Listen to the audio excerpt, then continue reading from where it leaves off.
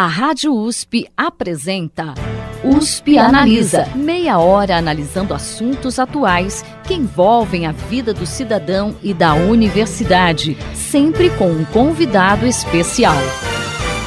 USP Analisa. Hoje com a apresentação de Rosimeire Talamone. No USP Analisa de hoje, nós vamos falar um pouco sobre o Centro de Terapia Celular do Hemocentro de Ribeirão Preto, também da Casa da Ciência do Hemocentro. Para conversar com a gente sobre esses assuntos, nós trazemos a professora Marisa Ramos Barbieri e o jornalista Eduardo Vidal. Eduardo, vamos começar com você. O que é o CTC, o Centro de Terapia Celular, e qual é a sua função? O Centro de Terapia Celular, ele é um projeto que está incluso nos CEPIDs, que são os Centros de Pesquisa, Inovação e Difusão, que são financiados pela FAPESP para fazer pesquisa de ponta aqui no estado de São Paulo. Hoje, são 17 CEPIDs que pesquisam sobre vários temas, a área da saúde, também a área de humanas. Aqui em Ribeirão, a gente tem 2 CEPIDs, que é o Centro de Terapia Celular, o CTC, e o CRID, que é o Centro de Pesquisa em Doenças Inflamatórias, né? O CTC, que é esse centro que a gente trabalha, ele fica dentro, ele é sediado no Hemocentro, né? Mas ele tem uma parceria com a Faculdade de Medicina da USP e também com a HC. Fora aqui de Ribeirão, ele ainda é ligado ao campus de Pirassununga, mas na parte de estudos de animais, né, clonagem e também células-tronco, e também em São Paulo no IB, que é o Instituto de Biociências. E o Centro de Terapia Celular, então, ele faz pesquisas com células-tronco para o tratamento de doenças, né, das mais variadas doenças. Em Ribeirão Preto, quem coordena o CTC? O coordenador é o professor Dr. Dimas Tadeu Covas, que também é o presidente do Hemocentro. Eduardo, e quais são as principais linhas de pesquisa hoje que o CTC trabalha? Bom, o CTC ele tem diversas linhas, né? Ele estuda diversas doenças, né? E como tratá-las utilizando as células-tronco, né? Aqui em Ribeirão Preto, dentro do Hemocentro, o destaque fica para a produção de fatores ligados à hemofilia, né? Que o Hemocentro já tem algumas patentes. E em Pirassununga, o centro foi um dos primeiros do Brasil a fazer clonagem de bovinos e ovinos, né? Então tem um destaque muito grande nessa parte. Em São Paulo a gente tem no Instituto de Biociências a professora Lígia Pereira da Veiga, que tem se destacado com uma pesquisa recente dela de mapeamento genético da população brasileira, né? Que propõe estudar a genética da população brasileira para produzir medicamentos mais efetivos, né? Mais ligado ao nosso banco, né? Porque geralmente os medicamentos são produzidos em escala global, né? E nem sempre atende a população de determinado território. Então ela tem feito esse estudo bastante amplo, né? Então são várias frentes que o CTC vem atuando, mas sempre ligado a essa parte da terapia celular. Nesse caso da terapia para a população brasileira, seria quase que uma medicina personalizada? Sim. Chegar uma medicina para aquela população específica? Essa parte do mapeamento, ela vai ao encontro dessa ideia mesmo, né? Porque para entender um pouco como o brasileiro, como é essa mistura do brasileiro, né? A gente é um povo bastante diferenciado, né? Geneticamente, né? Tem uma mistura muito grande. Então, seria mais ligado a isso, a você ter um atendimento mais personalizado, né? Entre aspas, né? E aqui em Ribeirão, também junto com a HC já é feita essa pesquisa e aplicação também de células-tronco. Outra aplicação em destaque que a gente tem aqui é o transplante de medula óssea para anemia falciforme, com a professora Belinda, que é uma das pesquisadoras principais. Esse procedimento já é realizado aqui no HC de Ribeirão Preto, com sucesso, nesses casos iniciais, né? Então, seria isso, né? Mais ligado ao atendimento da nossa população através do uso de terapia celular, que ainda é uma fronteira muito recente, né? Eduardo, como você falou em destaque, vamos fazer uma retrospectiva aí de 2016. Quais foram os destaques do CTC em 2016? Bom, em 2016, como eu disse, teve essa pesquisa da professora Lígia, mais ligada ao banco genético, que ela já vem desenvolvendo, né? A gente pode citar também esse avanço do transplante de medula óssea, né? Teve até uma aprovação nacional do Ministério da Saúde. Pesquisa também do Lucas Coelho, né? Mais ligada à parte de esclerose sistêmica, que é uma pesquisa que foi premiada em alguns congressos, e além das patentes, né, na área de hemofilia, elas estão avançando, que vão trazer um resultado mais efetivo, né, para os hemofílicos, que hoje tem que usar medicamentos importados, o que dificulta, né, e fica mais caro também para o Ministério da Saúde. Então hoje o Hemocentro ele tem uma tecnologia brasileira patenteada já para os hemofílicos, e ela tem menos, ela é mais efetiva até, porque ela trabalha com células humanas, né? E hoje as usadas que o Brasil importa são células murinas, né? Usadas para quê, Eduardo? Os fatores? Isso. Os fatores, eles são utilizados para os hemofílicos, eles têm uma deficiência de uma proteína, né, no corpo, e isso que impede a coagulação, né? Então, essa proteína que eles precisam, elas são injetadas, né, esse fator 8 ou fator 9 também, para que eles consigam ter uma vida mais regular, né, mais saudável, né? Ah, tá, ok. E é uma tecnologia desenvolvida aqui? Sim, no Hemocentro de Ribeirão Preto. Eduardo, e o futuro? O que é que o CTC tem aí programado para o futuro? Porque parece, se não me falha a memória, o CNPq acabou de renovar esse projeto, né, do CTC e do INTC. Sim, um outro projeto correlato ao CTC, né, que também ele é sediado no Hemocentro, mas ele tem uma dimensão mais nacional, é o INCTC, que são os Institutos Nacionais de Ciência e Tecnologia, né, que caminha junto. Caminha junto, e esse ano foi renovado, né, só que agora ele tem um novo nome, né?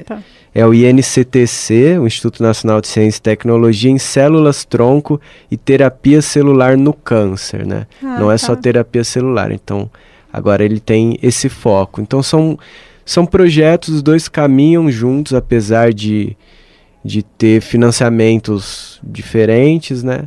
Um pouco mais em nível nacional, né? Mas a linha segue a mesma. A maioria dos pesquisadores também atuam junto. Quantos pesquisadores estão envolvidos? São mais de 170 pesquisadores, desde os pesquisadores principais aos pós-graduandos, a toda a atuação do centro, né? Vamos para um pequeno intervalo.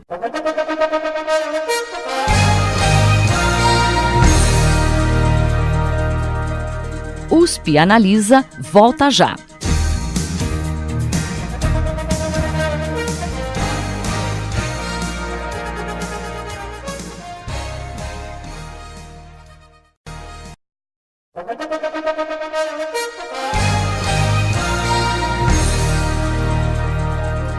USP Analisa está de volta.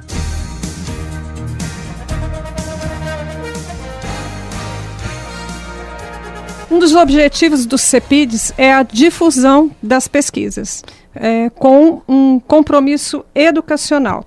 A opção do CTC em Ribeirão Preto foi a criação da Casa da Ciência, que tem à sua frente, desde a sua criação, a professora Marisa Ramos Barbieri. Professora, vamos falar um pouquinho sobre a Casa da Ciência. Há quantos anos ela existe e quais são os principais objetivos dessa casa? A Casa da Ciência existe há quase 16 anos. O objetivo, atendendo ao centro, é difundir conhecimento produzido, que nós estendemos não só o produzido pelo CEPID, mas por pesquisadores, orientadores, professores, pesquisadores da universidade e principalmente os pós-graduandos, seus orientandos. E, enfim, colocá-los em contato direto com os alunos do ensino básico. A partir de 12 anos, a moda gira em torno de 14, 13, mas é a partir dos 12. E, para nossa surpresa, os pesquisadores se dizem também adotados, porque o programa principal da casa é Adote um Cientista, porque eles têm a oportunidade de exercitar a docência e a orientação, e antecipando, assim, uma tarefa que vão ter depois de titulados, depois de formados. Além do Adote um Cientista, professora, nós vamos falar um pouquinho mais dele, mas quais são os outros projetos da casa? Bom, os projetos, que são todos com ensino fundamental e médio, eles giram em torno deles e são eventuais, são programas regulares, mas eventuais, quer dizer, ou seja, a todas as férias, janeiro e julho, nós temos o Férias Consciência, aberto a alunos que não necessariamente frequentam o Adote um Cientista, porque para frequentar o Adote ele precisa ter transporte, porque tem pouco tempo, e geralmente as prefeituras parceiras cedem o transporte e também vem 1 ou 2 professores ou funcionário da escola também acompanhando. Okay. Tem outros também que nós já participamos, que é o Pré-IC, da Pró-Reitoria de Pesquisa da USP. Que é pré-iniciação científica. Isso, pré-iniciação científica.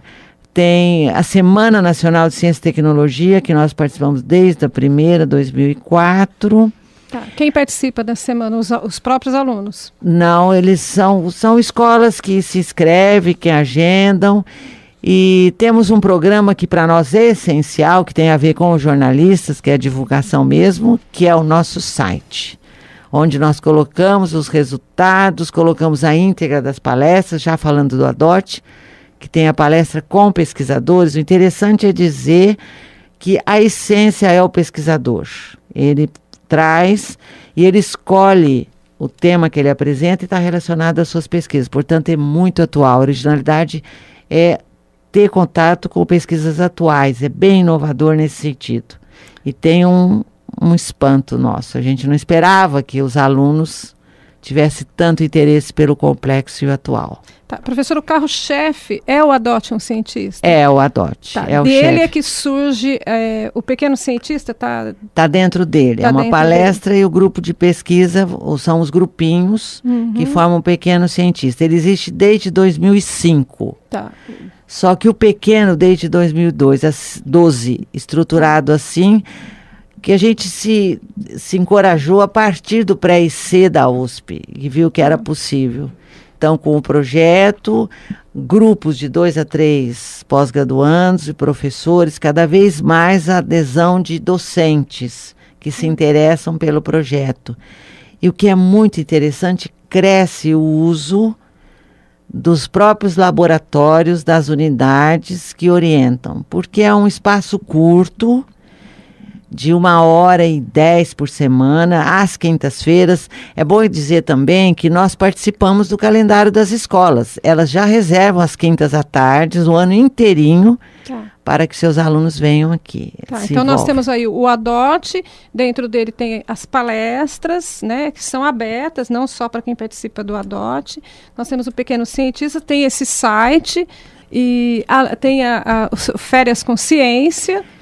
Férias Consciência, a gente sempre faz uma atividade de campo, faz uma atividade lúdica, matemática, voltada para a construção de pipas.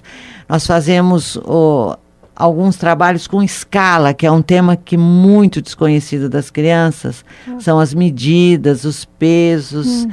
Fazemos também atividades ligadas com a Ana Primavera, a grande professora já com mais de 90 anos, que escreveu um livro Manejo Ecológico do Solo. Então nós utilizamos serrapilheira, os animais, a relação, a formação de solos, a presença de cupins e formigas. Então tem uma relação assim com as plantas.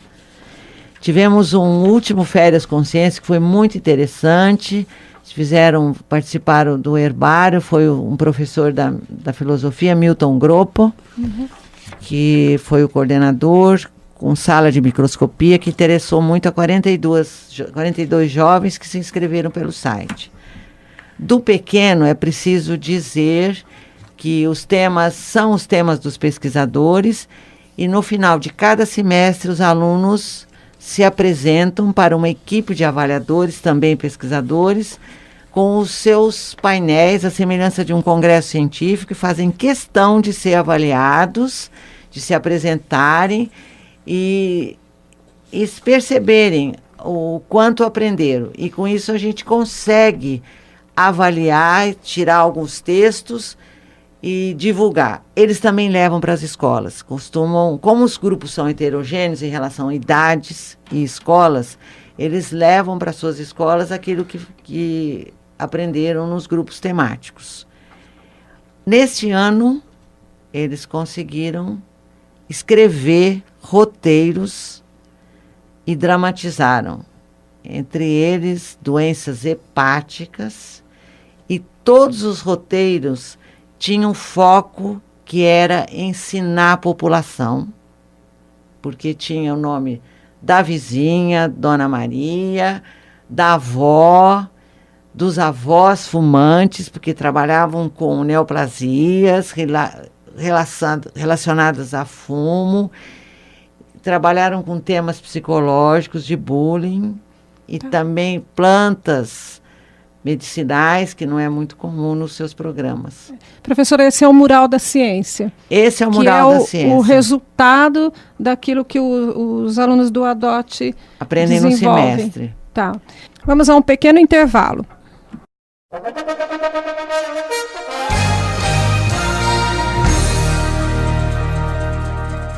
USP Analisa volta já.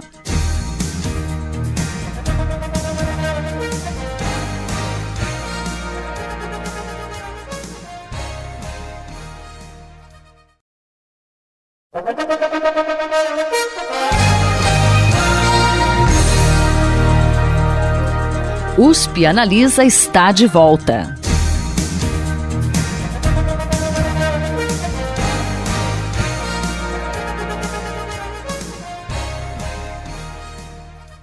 Professora, vamos falar um pouquinho do mural, né, da ciência, que é o resultado do ADOT. O que é o mural? Quando que ele acontece? Ele acontece no final do semestre, após, no mínimo, 10 encontros semanais.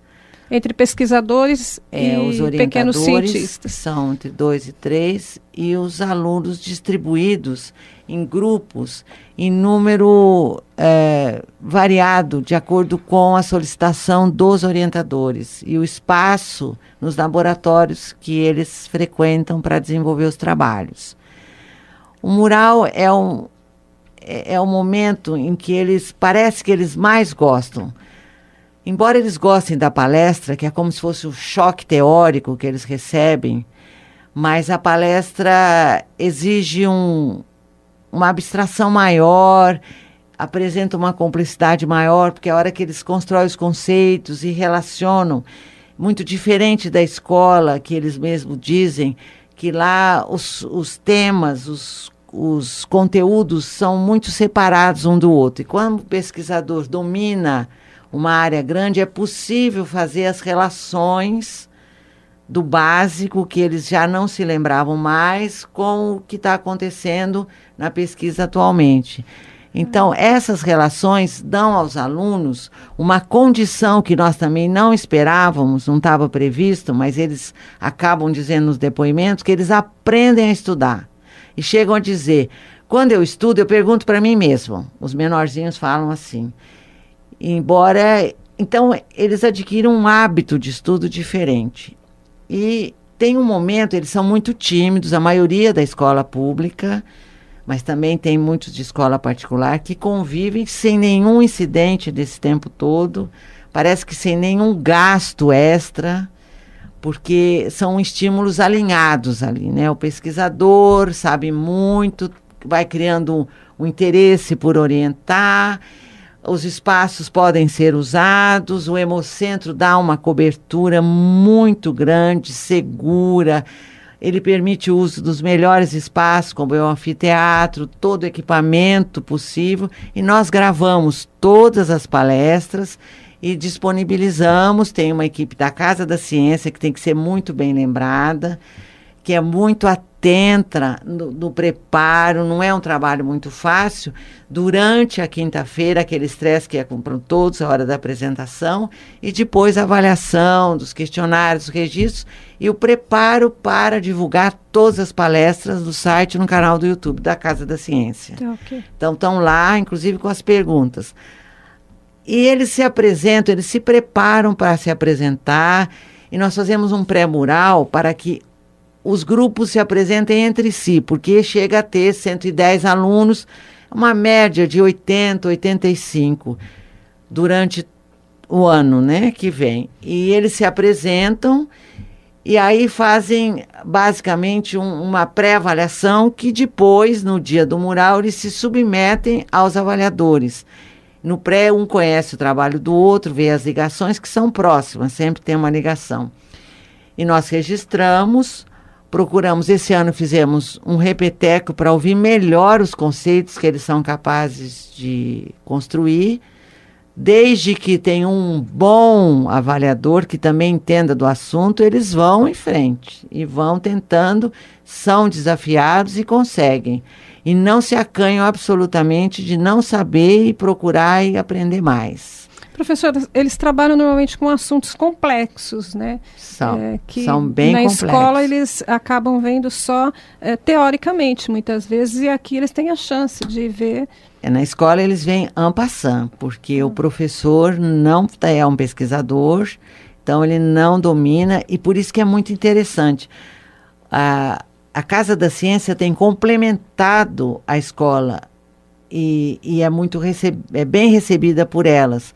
E tem uma demanda grande. Eles são selecionados, algumas escolas, como as de Luiz Antônio, que está aqui no 8º ano, ela seleciona como uma prova com conteúdos, a professora, conteúdos relacionados ao nosso. E tem um grupo que fica sem poder vir. Mas os alunos que vêm têm um compromisso de alguma forma de divulgar, e a professora dá o apoio a semana inteira no que precisa, porque tem atividades em casa, usam o WhatsApp para se comunicar com os orientadores e desenvolver pequenos trabalhos, algumas pesquisas para continuar. E as escolas têm dito que têm modificado o dia a dia das suas próprias aulas, criaram um interesse maior por outras disciplinas. Quantas escolas, professora, atualmente? Assim, que vem regularmente, são 3 de Luiz Antônio, tem uma de Dumont, que também já vem pelo 6º ano, e Cravinhos, que começou ano passado. Tá. E é interessante dizer que são professores que fizeram os cursos iniciais nossos lá em 2001 a 2003, tá, que são aderidos, né? Eles fizeram essa adesão. Tá. E Ribeirão Preto tem? Ribeirão Preto, eles vêm sozinhos ou com alguns pais, eles se reúnem e tem uma certa dificuldade de chegar no transporte. O Hemocentro transportou durante algum tempo a Casinha Azul, mas a gente não conseguiu muito que a Prefeitura de Ribeirão se organizasse para facilitar a vinda dessas crianças. Tá, okay. Então não tem adesão da escola especificamente? Não tem. Já teve. Teve do SESI, de 2 SESIs, já houve essa adesão. Houve da Escola Ideal. Tem a Escola Santa Úrsula. Essa é aderida com uma professora que vem com seus alunos há mais de 4 anos, que é a professora Persília. Tá, ok. E quantos alunos já passaram pela Casa da Ciência? Olha, eles ficam 1 ano, no mínimo, quer dizer, eles podem deixar de fazer, mas em média 1 ano, e desde 2005, 1.600 alunos. Nós temos um cadastro que não está correto. De 2012 a 2016, que é o pequeno, teve 113 palestras, foram 514 alunos, 115 grupos do pequeno, 190 pesquisadores. E é muito interessante que nós estamos agora com um arquivo, um projeto Resgatando Memórias. 15% dos 1.450 que estavam na Casa da Ciência, 15% que estavam em idade de entrar, ou entrar na universidade, foram localizados 202, dos quais 105 cursam ensino superior, sendo 56 na universidade pública, cursaram ou estão cursando. E tem 22 no campus aqui de Ribeirão Preto. Nossa, é um número alto. E que dizem que o start, né, o interesse pela universidade apareceu com a Casa da Ciência. Professor, algum destaque entre esse grupo todo? Alguém seguiu a carreira, já conseguiu terminar? Ah, sim, nós temos um aluno que é o Lucas Botelho, foi o que primeiro disse que não aprendeu muito, mas aprendeu a estudar. Ele hoje faz pós-doc em Paris, foi considerado um dos melhores alunos na pós-graduação. E nasceu para a ciência dentro da Casa da Ciência. Com 12 anos. E ele tem um vizinho, que era o Carlos Evangelista, que vinha, mas não gostava de ciência, mas descobriu que era um grande artista. E agora está no Instituto Figueiredo Ferraz, e é um artista mesmo. Professora, como é que os alunos, as escolas Mas tem muitos outros que eu vou esquecer, eu devia dizer de todos. Mas são muitos. São muitos. E, professora, como é que as escolas podem participar? Olha, elas podem ligar para nós, né, acessar o site ou pelo telefone ou e-mail da Casa da Ciência. É www.casadaciencia.com.br. Tá? E o telefone? 2101-9308. Então, fica o convite. Fica o convite. A gente também, geralmente, divulga no site, já está sendo divulgado o próximo cronograma desse ano que vai começar, 2017. Às vezes, as mídias, né, o jornal, aqui a rádio, né, costuma divulgar muito. E nós dependemos muito da mídia.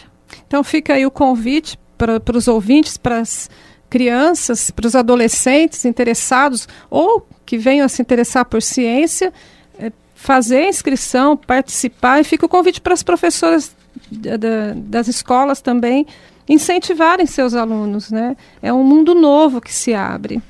Eu acho que a gente não vai conseguir receber todos os alunos se eles perceberem, principalmente pelo site, o quanto é avançado, o quanto é cativante, o quanto é novo o que é feito na Casa da Ciência. É surpreendente a possibilidade de divulgar essa ciência de ponta de uma forma tão sutil, e a adesão dos alunos ao complexo e também dos pós-graduando, adotando esses alunos e perceberem que cresce, porque, afinal de contas, é uma das funções da universidade poder minimamente divulgar o que ela faz e, com isso, as crianças, os jovens, aprenderem cedo e logo estarem vacinados para uma vida que é cada vez mais complexa.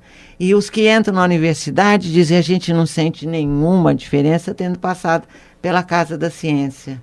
Professora, parabéns pelo trabalho e muito obrigada pela entrevista. Obrigada, Eduardo. De nada, eu que agradeço. Eu agradeço também em nome de todos nós e desses alunos que são muitos, que passaram por lá e são talentosos. Não posso esquecer nenhum aqui. Eu tenho o nome de todos, os que estão perto da gente. Mas tem na Unesp, o André, tem o Adam, tem a Daiane, tem Mara, tem Felipe, tem muitos que fazem teatro, que escrevem e que estão por aí fazendo ciência.